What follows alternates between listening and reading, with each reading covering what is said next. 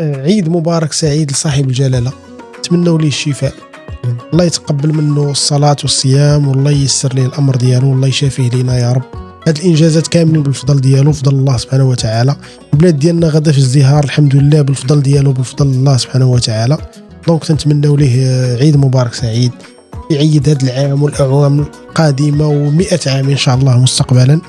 عيد سعيد للأهل ديالنا والأسر ديالنا والوليدات ديالنا والأصدقاء ديالنا والناس اللي خدامين معنا وجميع الناس اللي سنعرفون، تنتمنوا لهم عيد مبارك سعيد، الله يتقبل منكم، الخوت ديالنا كذلك.